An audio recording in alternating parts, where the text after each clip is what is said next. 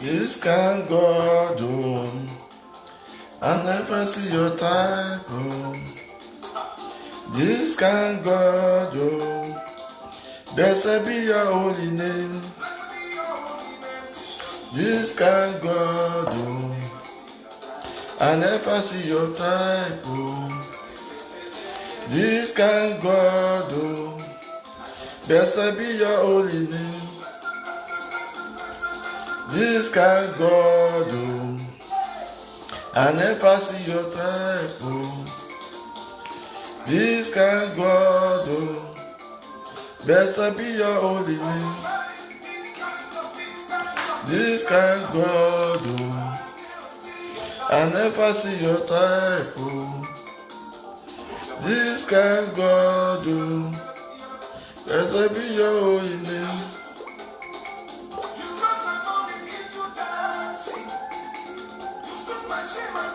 Save you. 20. This is your holy name.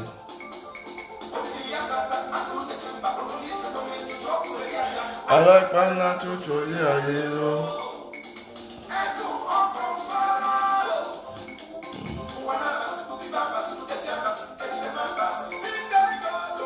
This can God do. I never see your type. This can God do. Blessed be your holy name. This can God do. Never see your type. This can God do. Blessed be your holy name.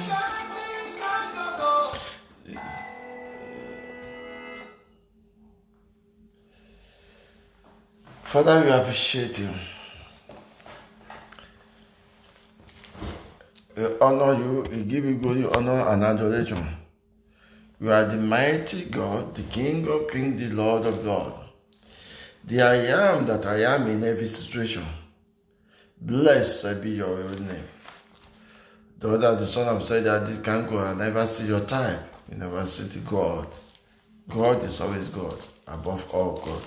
He is the King of kings, the Lord of lords. Glory be to his name. My name is Moses Olanipekun, as you all know. This is Salvation Outreach. Today, I would like to talk about why did Jesus say, Father, forgive them on the cross. Why did Jesus say, Father, forgive them? That's what I want to touch really briefly today. Before that, let me just take my text from the Gospel of John, chapter 19, verse 23 to 24. John chapter 19, verse 23 to 24. Then the soldiers, when they have crucified Jesus, took his garment and made 4 parts. To every soldier 1 part, and also his coat. And now the coat was without seam, wove from the top throughout. Verse 24. They said, therefore, among themselves, let us not rend it, but cast lot for it, whose it shall be, for their Christ might be fulfilled, who said, they parted my raiment among them, and for my vesture they did cast lot. This thing, therefore, the soldier did. Amen? Now, the next scripture I'm going to read is going to be Luke chapter 23, verse 34. Luke 23, verse 34.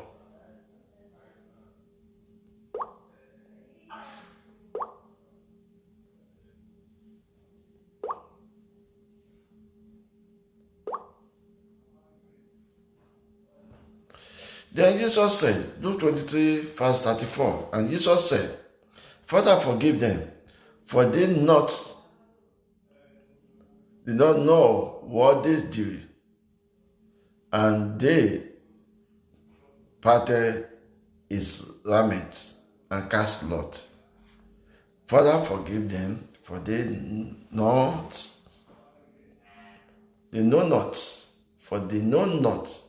what they do. That's when they don't know what they are doing. Now, I just want to point something out from that place. Father, forgive them. Why did Jesus ask the Father to forgive us? After I've done all those things unto him, and he said, Father, forgive them.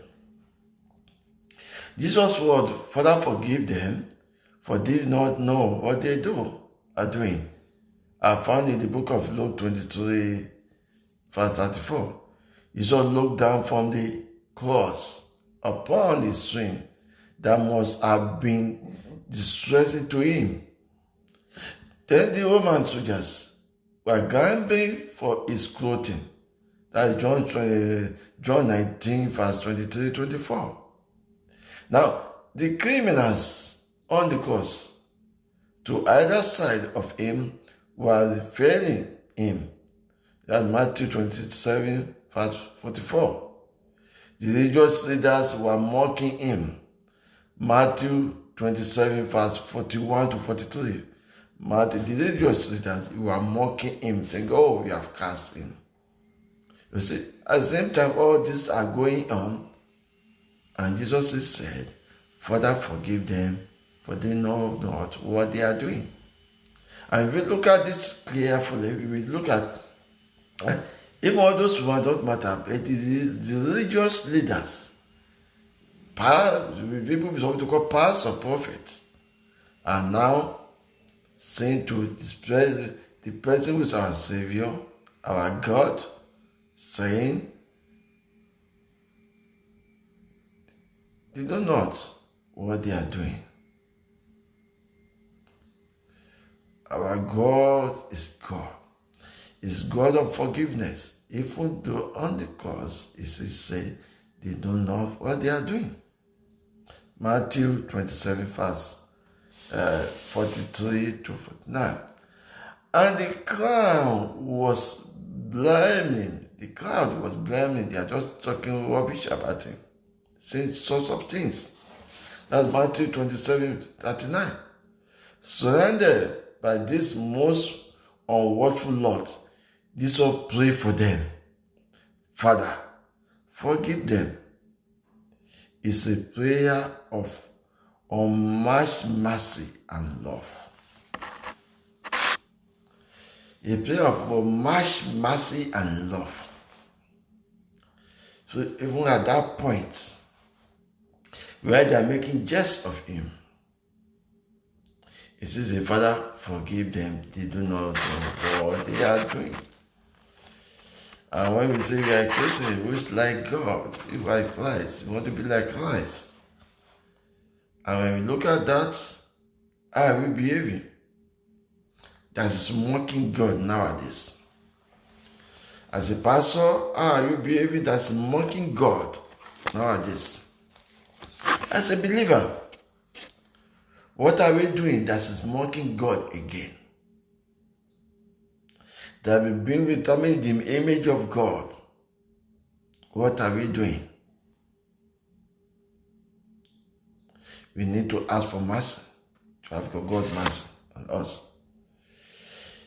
Even in his agony, Jesus' concern was for forgiveness of those who counted them among his enemies. He didn't count them among his enemies. He said, forgive them. When the Lord said 70 times 7 to forgive people in a day, we know that's not possible. That means we have to have total forgiveness. It's not so easy because we have the flesh. I don't think how somebody is doing that and mocking you and you say, Father, forgive them. That's true that immunity of Jesus Christ. That's true that truly he came to come and ask Father to take us back. Because if on that moment, if you curse them, they be cursed. But you choose not to curse them. But even in the pain, he says, Father, forgive them because they don't know what they are doing. Even when we are messing up, he says, saying it to us. That's why David always doing that Psalm 91. Have mercy upon me, Lord, Lord, according to thy loving kindness. Have mercy upon us, Almighty God. We are all sinners. There are so many ways we individually or collectively we have mocked God. All of us. Whether you are a pope, you are a bishop, you are archbishop, whatever you are a GO, everyone have mocked God. Some of them will say, oh, how do I mock God? When you are robbing all the people under you, you are robbing the congregation in order to be your own house, to become riches by all means. You are mocking God. You are telling him that when dying on his cross, it doesn't worth it. And bringing his name down. And why the people you are robbing as well, they are getting argument with God, it means you are making them to make mockery of God. That's why so many people are sitting down at home now. They don't want to go to church. They don't want to do anything. Oh, thank God for internet that we can still reach people. But so many people have messed up. So many pastors have messed up. So they are using a lot of things on pastors today because it's really pastors who have done so many bad things. With people being supposed to be like Christ, but what we are doing is more like Satan's way. May God forgive us all. In Jesus' name.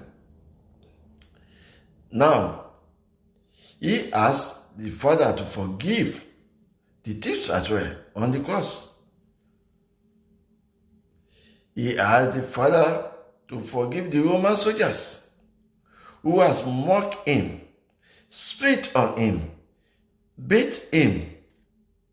Your heart is bare. Whip him and put a crown of thorn on his head. He said, ask, Father, forgive them, for they know what they are doing. How can somebody be beating you, somebody mocking you, somebody stopping you, and just say, forgive them? Actually, if we know what we are doing, if those soldiers there know what they are doing, they won't be doing what they are doing to God. To God, who has been their creator, to whom everything has been made. They won't do that. Because he has the power to say, okay, let everybody perish, and they will perish at a go. So, we need to know that God is God. We need to appreciate God Almighty for giving us this salvation, for being there for us at all times. We need to thank God. Jesus asked forgiveness for the angry man that he has been mocked him and called for his crucifixion. What they want to crucify him. For those people who ask for this crucifixion, he has got to forgive them. For those who mock him, he has got to forgive them. For those who spit on him, he has got to forgive them. I'm sure if you are in a church and somebody spit on you, I'm sure you will curse them on. So for everything people are doing that is wrong to him, he says, God, forgive us because we don't know what we are doing. In Mark, if you look at Mark 15, 29 to 30. Mark 15, 29 to 30. Let me see what that Mark is saying. So when God said forgive, when God made forgiveness, it means forgiveness. That's why it's God. That's why it's a merciful God. But we go out to say because it's a merciful God, we take that one for granted and we are messing up. Even with all this, he still stand on his feet. Father, forgive them. They don't know what we are doing. Now, Mark 15, verse 29 to 30. And they that passed by rail on him waved their head and saying, thou that destroyed the temple and built it in 3 days, save thyself and come down from the cross. Now the other people pass by. You say, you do all this in the temple, you destroy the temple, you do this. Now save yourself and come down from the cross. It's not that they can't come down from the cross. You all know that. Yeah. I think the third day he rose again. The same power he used to rose again the third day. He can come down from the ground and can wipe all those who are immediately and we won't see any mark on him. He had the power to do that. But if we do that, he won't be fulfilled what I've been told. He won't fulfill for us to get our salvation. If you remember before he said to Father, if you can take this cup away from me. But at that time he said, Father, not my will, let your will be done. So it's when they are mocking him and say, Father, forgive them, they don't know what they are doing. He still remember that this is the reason why I come. I have to save my people. I have to save my children because we are his children. He told him we have been made according to Psalm 100, verse 3. That you made us not we ourselves. When we look at Revelation chapter 4, the last verse says, he told him everything had been made. If truly told him everything had been made, yes, he loves us and showed the mercy of us. You see, unmatched mercy and love. We can't compare that mercy with any mercy. We can't compare that his love with any love at all. That shows that he loves us dearly. And because he loves us dearly, we have to love him back in return. So what are we giving back to him? Markedly, that they are doing this. When we are messing up his ministry, because Christ is the head of the church, we are messing Jesus Christ himself. Just like what they did. Do this. It is important to note that Jesus' prayer, forgive them, does not mean that everyone was forgiven. Or unilaterally, without repentance, we have to repent. For to be forgiven totally, we have to repent. Whatever we are doing that is bad, we have to repent, whether we like it or not. Then that totally, Father, forgive them. He has already asked God in advance. Ask his Father in advance, Father, forgive them. That's means if we come back to God, God should forgive us. If we ask for forgiveness of sin, if we repent from what we are doing that is wrong, yes. Father, forgive us because we don't know what to do. Because that time, the prayer will be answered. That we have to repent first. So, it's not because we just totally forgiveness, we have to come to God, then that's what we be. We have to repent. Repentance and faith. We have that repentance first, then faith will follow it. Then that means we are totally with the Father and the Son and the Holy Spirit. It does not mean that Jesus was willing to forgive them. Forgiveness was, and in fact, the reason he was on the cross, the word, the Father, forgive them, showed that the merciful heart of God. Father, forgive them, show the merciful heart of God. It's not that we were rewarded, no. We are not rewarded to receive it, but just to know that the merciful heart of God. So know that God is merciful, is a merciful God. That is the reason. And Jesus prayed, Father, forgive them, because he was fulfilling Old Testament prophecy. He bore the sin of many and made intercession for transgressions. Isaiah 53:12. He bore the sin of many. He made intercession for the transgressions. Isaiah 53:12. From the cross, Jesus interceded for the sinners. He interceded for the sinner. Today, arise and glorify. Jesus remained the one mediator between God and mankind. He remained the only one mediator between God and mankind. You can find that on the 1 Timothy chapter 2 verse 5. 1 Timothy chapter 2 verse 5. You see, is it our intercession that chapter 2 verse 5. Yeah. 1 Timothy chapter 2 verse 5. See, for there is one God and one mediator between God and men, the man Christ Jesus. So it's only our mediator. That's why he asked his Father to forgive us, for we don't know what we are doing. We don't, because we have flesh in us.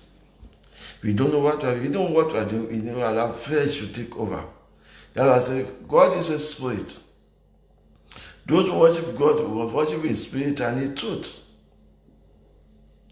So if we are together that God is a spirit and we who have to worship, we have to worship in the spirit and the truth, then we realize that we have to let the flesh go at all time. Let the flesh go. From the cross, Jesus interceded for sinners. Today, I say to glorify the God Almighty God at all time. Father, forgive them, because he was putting into practice the principle he had taught in the mount, in this Sermon on the Mountain. You know, the principle he taught us on the Sermon on the Mountain, he taught us how to forgive people. So when he's on the cross, he's teaching us again, reminding us what he has taught us when he was on the Sermon on the Mountain. And that we find in the book of Matthew chapter 5, verse 43 to 44. Matthew chapter 5, verse 43 to 44. Jesus remembered and said, you have heard that it was said, love your neighbor and your enemy. But I tell you, love your enemy and pray for those who persecute you. Love your enemy and pray for those who persecute you. Look at it. He's practicing what he has said. What he has taught us, the Sermon on the Mountain. That's why I say, Father, forgive them, for they don't know what they are doing. He said, he taught us in Matthew chapter 5. So he now remember that one, what he has taught us, and that's how we pastors should behave. When we are preaching on the pulpit, when people are listening to us, we have to follow what we are preaching. Because that's what you are preaching is going to be used against us. You have to be very, very careful. Whatever we are preaching, we have to practice it. So Jesus Christ is practicing what he taught us on the Matthew chapter 5. He said, forgive those people who persecute you. So that's why he asked his Father to forgive us. That's Matthew chapter 5, verse 43 to 44. And Jesus, the persecutor, prayed for his persecutors. So he prayed for those who are persecuted, because he said, he taught us and he has shown us the sample on the cross. May God continue to forgive us. May God give us the heart to forgive others. Yes, may God forgive. Sometimes it's difficult to forgive others in the sense that when you are forgiving those people, some people you are forgiving them. But yes, they continue repeating the same thing. A man who have a wife, if the wife cheated on him, oh, my husband, I forgive you because Jesus has said that. The wife caught him with another one. He said that there will be a stage as a woman being that you won't be able to do it anymore. So we need to pray for our partners. And it might even be the wife cheating on the husband. Messing up. Even this even happen in the churches. This. And yes, it's okay. You are God said you forgive. You forgive. You are another one come. You forgive. You cutting the woman with different men. Definitely, it's going to be difficult as a flesh. May God give you the heart. So when God talking about forgiveness, please don't abuse it, the grace. But the other fellow, other partner may not be able to carry on. It might even be at work. It might be in the community. When you continue repeating the same thing, yes, it's just Jesus Christ 70,000. But then come to reality, when you come to this flesh, can somebody wait for 70,000? It's hard. Unless if it is not the painful one. If it's the painful one, I'm not sure that will happen. Only by God. And Jesus knew that even sometimes it may be difficult for that one. That one say, okay, look at this, all these Pharisees you are seeing, telling the apostle. You can't run away from them because you have to do your work. But meanwhile, give a distance from them. So that means that if you see somebody want to provoke you, not to fulfill what's happening here, you give them a distance. If the people are sinning every day, give them gaps. You are the one logging into sin. Give them gap. If you have sinned every day before, let it become around 7 days, a month.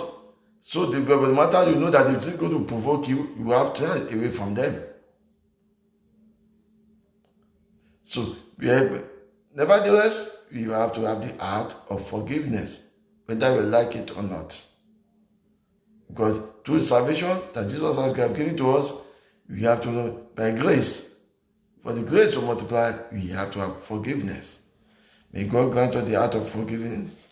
May God have mercy and give us the grace to be able to carry it on. Now, coupled with the willingness of Jesus Christ to forgive tormentators. They tormenting him. And it's the fact that they did not know what they were doing, which is Luke 23 verse 34.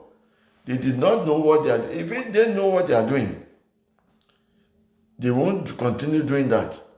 Luke 23 verse 34. Luke 23 verse 34. Let's see. Okay, Luke 23 verse 34. Then Jesus said, Father, forgive them, for they know not what they are doing. And they departed his raiment and cast lot. You see, the coat, that means the coat clothes and cast lot on the coat. We have to know that we have to be very, very careful with the way we do things because we don't know what will come after. The sinner who put Jesus on the cross were ignorant of the truth, of the import of their action. They don't know. If they know the truth, the important of the truth of the import of their action, they won't do that. The soldier personally had no ill will towards him. They were simply following orders. They have been giving orders to do so. They should have done that, but they're giving order. But if they give order to do something, you do have to be very careful how you do it when you know that, especially when you look at that this thing is not the truth. Because if you have that faith, if they have that faith, and they have received it, it will be difficult for them to touch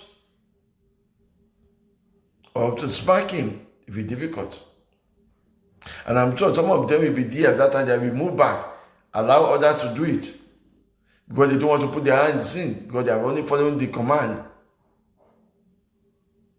This was how they normally treated condemned men, and they will believe that he truly deserved it, because they believe Jesus deserves it. They don't know what's going on. They only giving the order by the Pontius Pilate to say, hey, come on, go ahead, do this. And the Roman soldier carry on as instructed. They didn't know that they were killing the sons of God. They don't know. They don't know they are killing the Son of God. They don't know, because they are doing their job, and they give them authority to do it. Let's see reference to see 1 Corinthians chapter 2 verse 8. 1 Corinthians chapter 2 verse 8.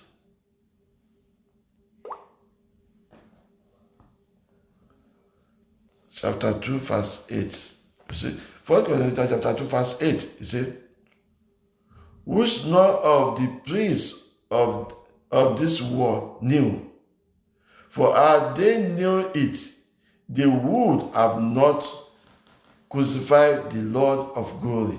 If they know it, they should have crucified him. Let me start from verse 7 of that 1 Corinthians chapter 2, verse 8, verse 7. But we speak the wisdom of God in a mystery, even the hidden wisdom which God ordained before the world unto our glory. And then that verse 8, he said, which none of the princes of this world knew, for had they knew it, they would have crucified the Lord of glory. If they have known that he is the Son of God, they wouldn't have crucified him. So they are acting on order, the Roman soldiers. You have to be very, very careful. That can bring me back to some of us who are a pastor or a prophet who are misleading people in the church. When you mislead people, you are putting them in trouble. It is through Holy Spirit we know that it's you who misled them. But remember, when you are misleading people or quoting Bible in the wrong way or using the wrong way, we are dealing wrongly with the Word of God. And the Word of God will be on anybody who do that. So you have to be very, very careful. So the more they didn't really know who they were trying to destroy.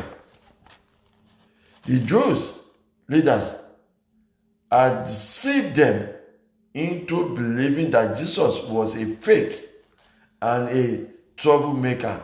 Acts chapter 3 verse 17.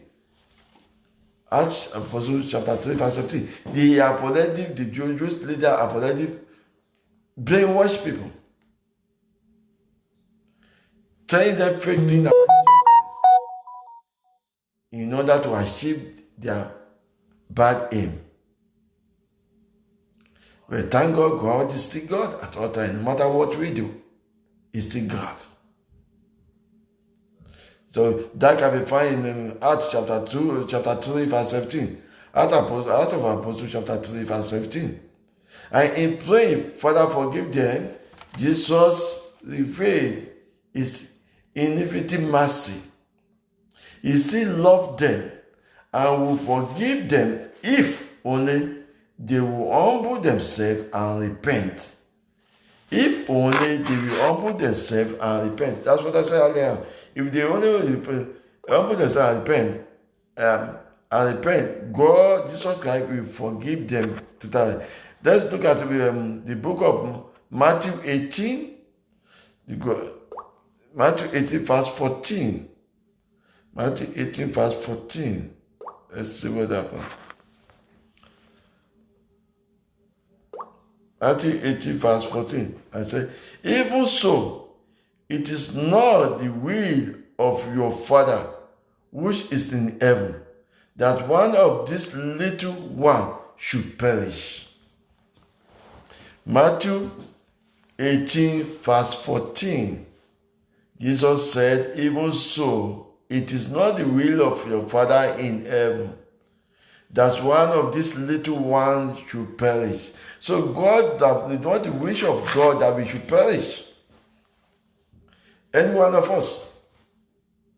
If as we are sinners, God don't want any one of us to perish. That's why I can see people one way coming to Facebook, going in the church, wherever you go on the street, people are still talking about it. People come to the Lord. Come and receive your salvation. Come to God. Because God doesn't wish anybody to be perished. That's why they continue. That's why you see a lot of sinners when they are doing it. People will say, oh, I mean, this is why it's a sinner. Let it die. Let it die. No. Sometimes God gives them long life, gives them grace. Believing that they will turn away from their mess with, that will turn to God. Let's look at 2 Peter chapter 3, verse 9, and see what the Lord is saying there again. 2 Peter chapter 3, verse 9. Now, 2 Peter chapter 3, verse 9, it says, the Lord is not lack concerning his promise, as some men can't slackness, but it's a long suffering to us word, and not willing that any should perish, but that all should come to repentance. So that's why long suffering, God allow it to have so long suffering, so that because He doesn't allow any one of us to perish. That's why no matter that while we are making mess up, God still allow us to give a room for repentance. Give a room for us to come back to Him, to come to our sense and come back to Him. God give a room for us to realize that what we are doing is wrong. Whether in your house, at work, in the community, wherever you are in the church. God still give room for repentance. That give us room. That's 2 Peter chapter 3, verse 9. Jesus' prayer, Father, forgive them, was answered in the living of many people. The Roman centurion at the root of Jesus' cross, upon seeing how Jesus died, exclaimed, and surely this man, he said, surely this man was the Son of God. You see, he was there. You see, even among those people who are mocking him, the man realized, say, with what happened, with what come out from this man's mouth, surely this man is the Son of God. Let's look at Mark. Mark chapter 15, verse 39. You see, no matter how people are messing up, some people will still realize that God is still God. Yes. So Mark chapter 15, verse 39. And when the centurion who stood over against him saw that he so cried out and gave up the ghost, he said, truly, this man was the Son of God. Truly, this man was the Son of God. He admitted immediately. Because so can somebody on the cross pay and say, Father, forgive them. And when he goes to give out the ghost, he said, truly, this one is the Son of God. Because after saying that one, give out the ghost. I said, truly, this man is the Son of God. So one of the two terms crucified with Jesus Christ exercised faith in the Christ, who promised him paradise. You know, that's why I said that one last week. And that will be written, seen on that Luke chapter 23, verse 39 to 43. One of the church on the side, right side, asked God that remember me in paradise, and Jesus Christ today will be with me. So when we out of nowhere, some people still believe that Jesus is the Son of God. A member of the Sanhedrin popularly allied himself with Jesus. John chapter 19, verse 39. What did that one do? John chapter 19, verse 39.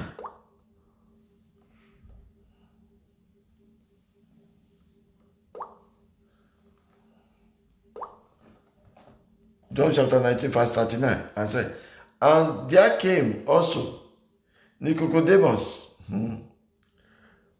which at the first came to Jesus by night, and brought a mixture of maize and alum, about 100 pure weight. You see, he still come down to Jesus Christ to know. So out of many who are mocking God, heaven is an individualism. It's one-to-one with God. It got nothing to do with your pastor. It got nothing to do with your children. You can preach to them, fine. But when you come to accountability, you are one alone with God.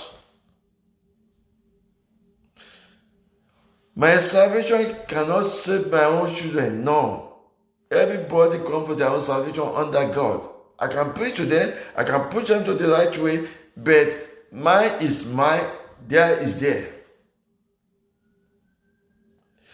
I cannot explain that my wife's salvation cover me. No, my own doesn't cover my wife. But the only thing that can cover is the grace for her to repent, or grace for me to repent. But it's an individualism. You are on your own. You have to answer for your own record, for your own action. You have to answer for your own action. It got nothing to do with any other person. So there's no excuse that because, so person is because of that, so person, no. Individualism. Can you see how that person is one of the soldiers under the cross? They are looking at him. Surely this man is the Son of God. Proclaim immediately. If you die there, it's going to heaven because you have proclaimed immediately with faith. So it got nothing to do with the crowd there. That there are so many people mocking him. He removed himself out of the situation and quickly realized, see, this man is not. It says surely. That is very sure about it, that this man was the Son of God. It's not fake. So don't follow that because somebody have said this one and follow that. No. You act on your own.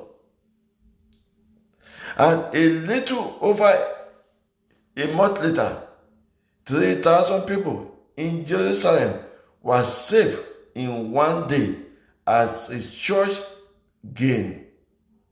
When it all began, so about 3,000 were being saved. That was out of Apostles chapter 2, verse 41.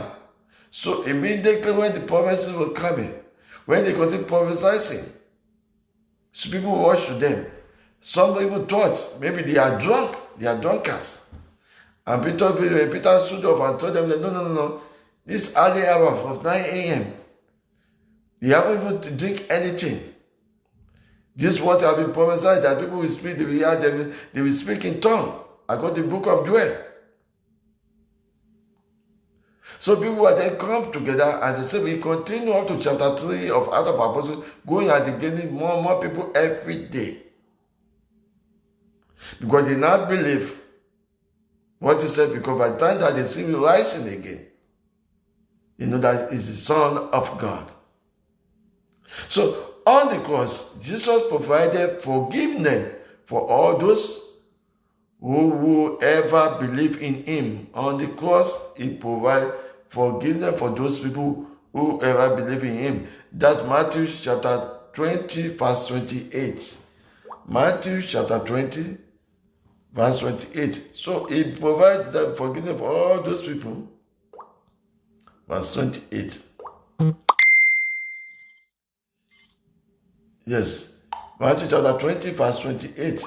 And listen, even as soon as the Son of Man came not to be ministered unto, but to minister and to give his life a ransom for many. He gave, he's not come for us to minister unto him, but he came to minister unto us. He came to us to tell us about his Father, to tell us about the kingdom of heaven, to tell us what will come after if we believe in him and follow his commandment, to tell us that we are going to the kingdom of God, according to Revelation chapter 21. The time that we're going to be the king over us, that we're going to be his children, there will be no more problem, no more wahala, no more also. It's that time that we want to come to. If you want to be in my Father's kingdom, there's many mansions.